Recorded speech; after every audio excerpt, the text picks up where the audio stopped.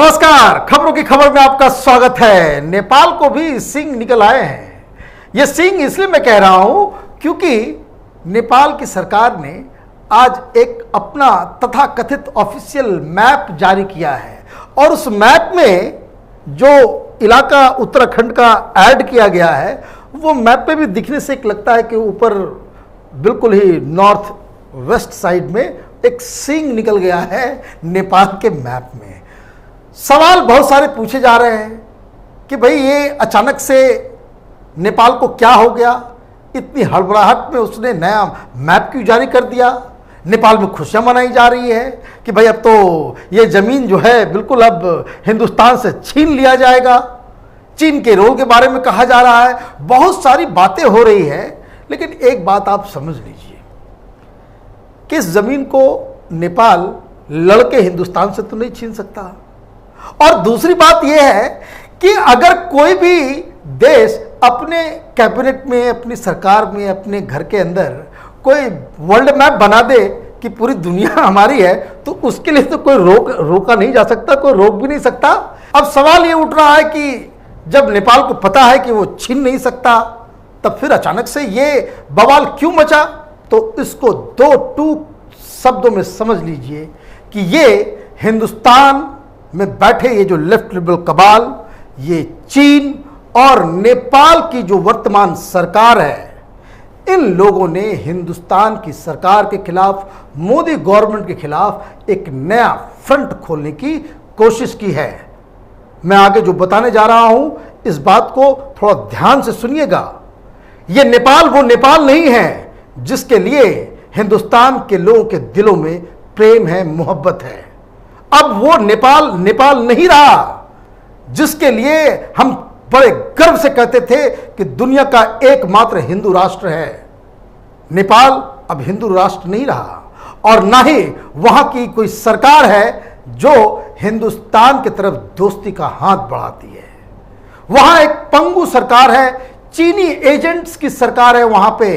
वहां पे जो वर्तमान सरकार है वो वामपंथियों की सरकार है। जिन लोगों ने नेपाल में जनसंहार किया, हजारों हजार लोगों को अपनी गोलियों से भून दिया, वही लोग आज राष्ट्रपति बने हुए हैं, वही लोग प्रधानमंत्री बने हुए हैं, वही लोग सत्ता में बैठे हुए हैं। और जो लोग डेमोक्रेसी की बात कर रहे थे उनको वहां पे आइसोलेट कर दिया गया है।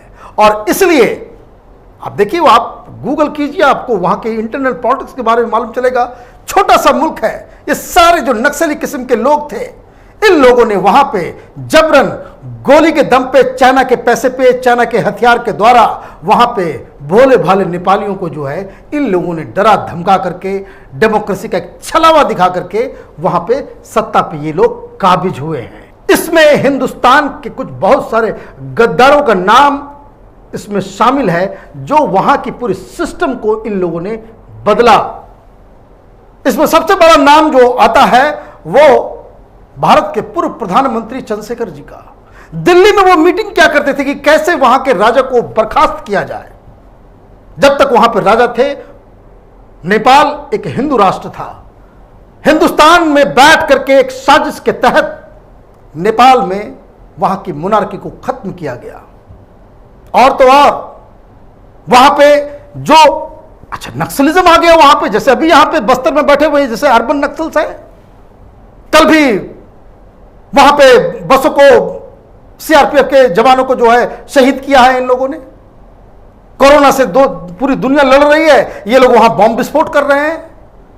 तो नेपाल भी ये पूरी तरह से माओइस्ट के चंगुल में फंस गया, जहां चीन से पैसा आ रहा था और ये लोग नेपालियों को मार रहे थे, एक एक करके इलाके को अपने कैप्चर में लेते आ रहे थे। और फिर वहां पे हिंदुस्तान, ये येचुरी, वहां पे नेपाल में एक कहा जाता है येचुरी फॉर्मूला, जिन्होंने ये हिंदुस्तान में बैठ के, ये जेएनयू में बैठ के, जेएनयू में मीटिंग होती थी इस सब चीजों के लिए, जहां पे बैठ करके इन लोगों ने वहां के कम्युनिस्टों को, नक्सलियों को, जो लोग हत्यारे थे, उनको डेमोक्रेटिक प्रोसेस का हिस्सा बनवाया।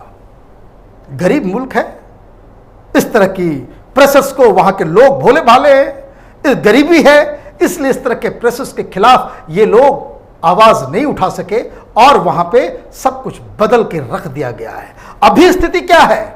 अभी स्थिति यह है कि वहां पे एक कठपुतली, चाइना की कठपुतली सरकार है। क्योंकि मैं बता रहा हूं, बार बार इस चीज को समझिए, कम्युनिस्ट पार्टी दुनिया के किसी भी देश में हो, उसका लीडर वही होता है जो कम्युनिस्ट पार्टी ऑफ चाइना का चेयरमैन होता है। ये वही वामपंथी हैं। जब हिंदुस्तान के अंदर में नक्सलवादी मूवमेंट चल रहा था बंगाल के अंदर, तब ये लोग यही कहते थे, चाइना द चेयरमैन हमारे चेयरमैन, माने चाइना का जो चेयरमैन है वही हमारा चेयरमैन है। इसलिए कम्युनिस्ट पार्टी में कोई प्रेसिडेंट नहीं होता, कोई चेयरमैन नहीं होता। तो इस बात को समझना जरूरी है। अब सवाल क्या है कि अचानक से ये बवाल क्यों मचा? बवाल इसलिए मच रहा है कि चाइना के ऊपर बहुत सारे प्रेशर्स आ रहे हैं, उसकी स्थिति खराब हो रही है और हिंदुस्तान चाइना का एक अल्टरनेटिव बनकर के उभर रहा है। इसलिए लगातार हिंदुस्तान की सरकार, हिंदुस्तान में डेमोक्रेसी नहीं है और ये इस तरह का गेम खेल करके ये लोग ये साबित करना चाहते हैं कि हिंदुस्तान भी जो है चीन की तरह विस्तारवादी है, एक्सपेंशनिस्ट है, वो दूसरे देशों की जमीन को हड़पने वाला कंट्री है। हकीकत क्या है?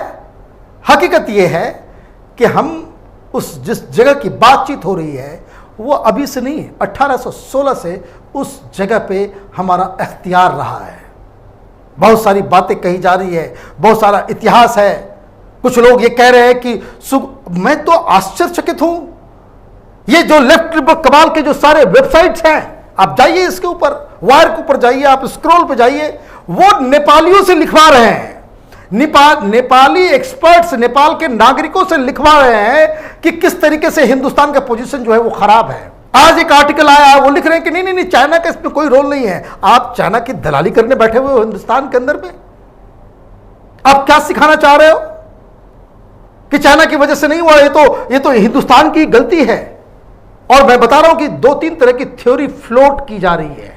पहला, ये बहुत सारे लोग वीडियो बना रहे हैं, लाखों लाख में हिट्स जा रहा है और लोगों का दिमाग उसमें, वो होता क्या है कि गलत सूचनाओं की वजह से लोग दिग्भ्रमित हो जाते हैं। बताया जा रहा है कि भाई देखिए, ये इसलिए ऐसा हुआ है कि चूंकि नेपाल से हमारे रिश्ते खराब हो गए।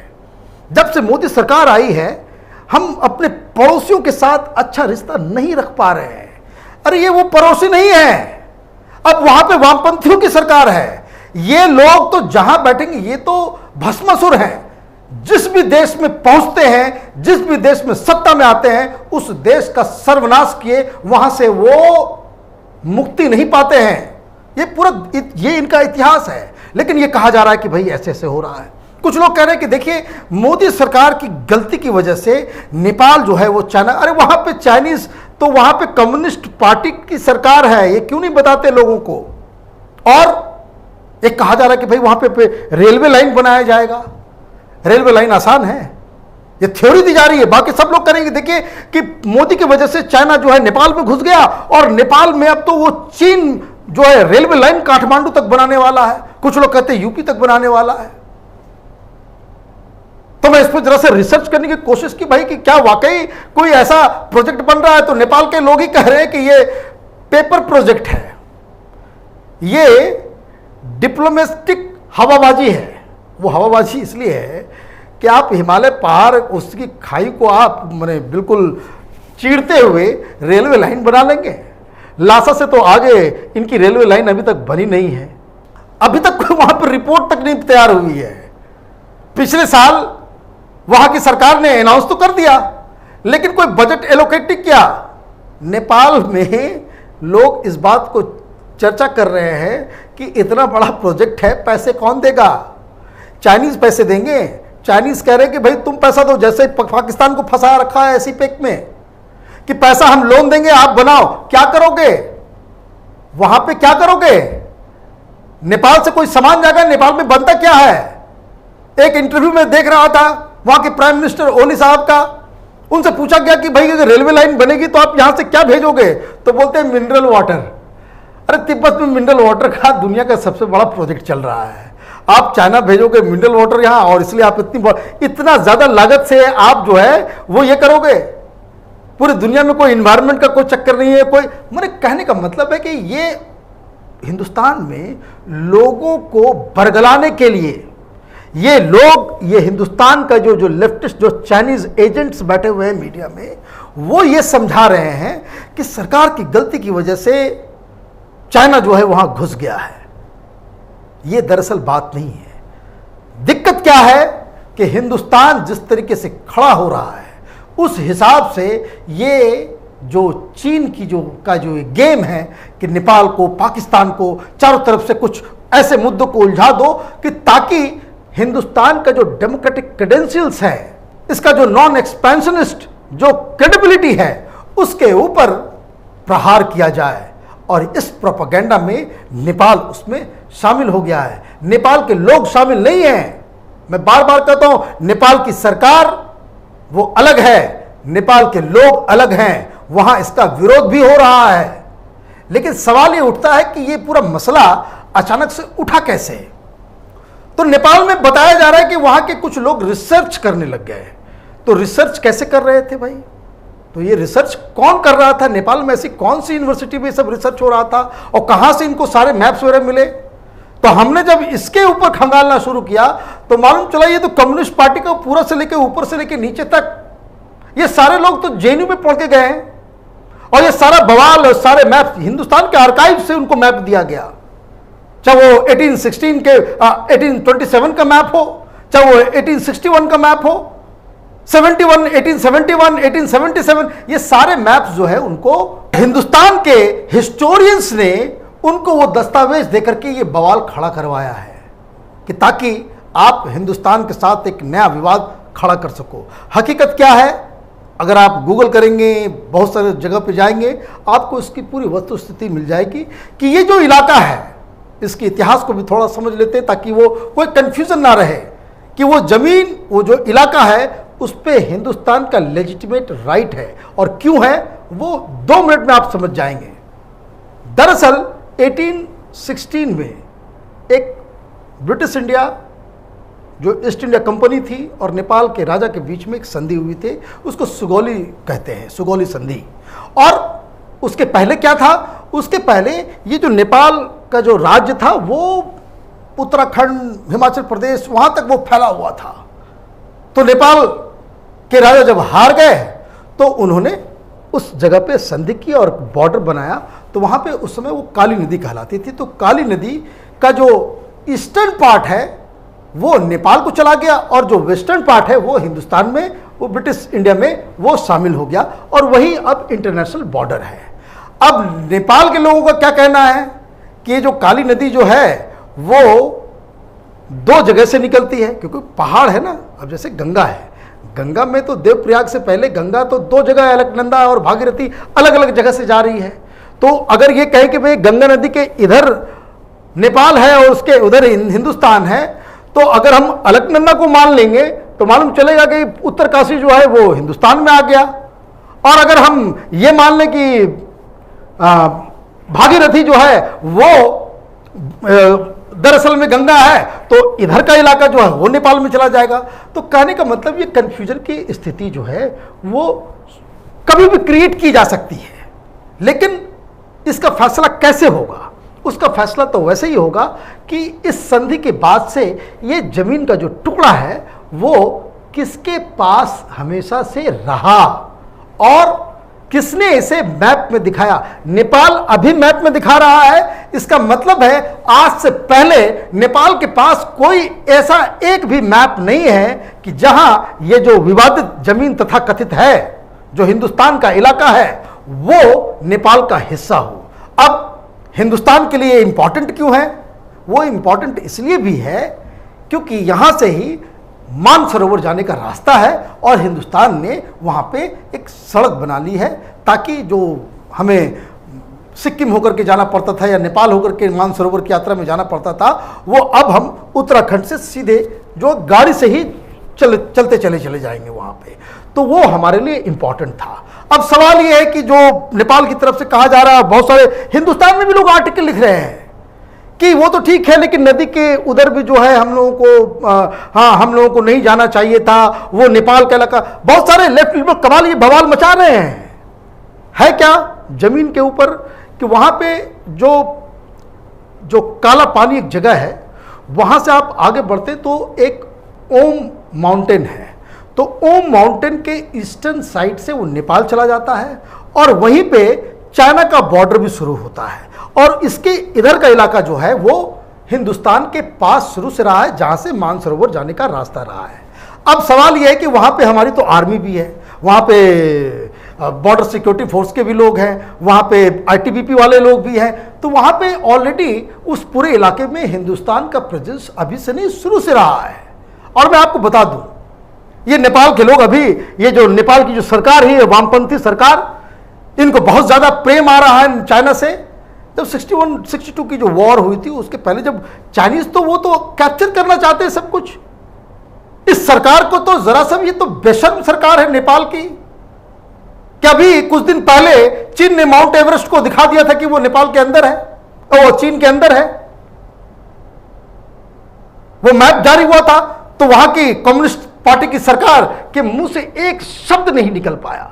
यही प्रधानमंत्री, ये राष्ट्रपति बिलबिला गए, उनको समझ ही नहीं आया कि अब अपने आका को कैसे हम कहें कि नहीं भाई एवरेस्ट को तो छोड़ दो कम से कम, तो ये भी वो बोल नहीं सके।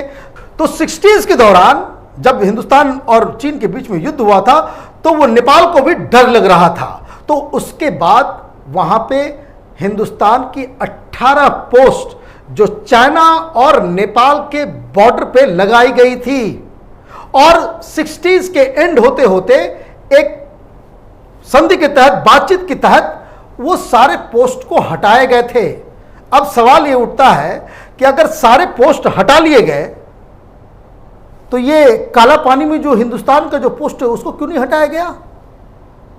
अगर उस समय भी जो वहां पर राजा थे वो अगर ये कहते कि ये हमारा इलाका है, बाकी हर जगह से हट रहे हो, यहां से भी हट जाओ, लेकिन वहां से तो वो हटे नहीं, वो तो हिंदुस्तान तो वहां पर रहा। इसका मतलब क्या है कि हम लोग शुरू से ही, ये 1816 के बाद से, ये सुगौली संधि के बाद से ही हिंदुस्तान के कब्जे में वो इलाका रहा है। नेपाल के पास ये साबित करने के लिए कि वो इलाका हमारा है, बस यही थ्योरी है कि ये जो काली नदी है उसका जो सोर्स कहाँ है। तो काली नदी का सोर्स तो कम से कम हिमालय में, अगर हम ये, अगर जिस लॉजिक के साथ ये बात कर रहे हैं तो उस हिसाब से तो कम से कम 50 उस तरह के सोर्स को जो है पिन पॉइंट किया जा सकता है। क्योंकि नदी जब आगे बढ़ती है तो उसमें पहाड़ के अलग अलग जो ट्रिब्यूटरीज जो है उसमें ज्वाइन करती है। तो कोई भी ट्रिब्यूटरी को आप ये मान लो कि वो मेन नदी है, तो ऐसे थोड़ी होता है। और दूसरी सबसे बड़ी बात जो नेपाल को इस बात के लिए प्रूव करना होगा कि हमने, यानी हिंदुस्तान ने उस जमीन के ऊपर आज़ादी के बाद या आज़ादी के पहले कोई लड़ाई के तहत उसको जो है अपने कब्जे में लिया था। ये विवाद कोई विवाद नहीं है।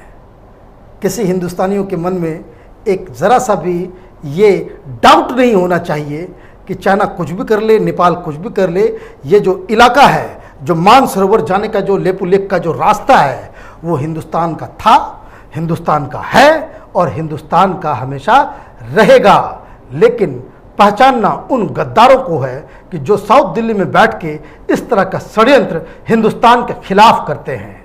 आप देखते रहिए कैपिटल टीवी, हमारे वीडियोस को लाइक कीजिए, शेयर कीजिए और हमारे चैनल को सब्सक्राइब कीजिए। धन्यवाद।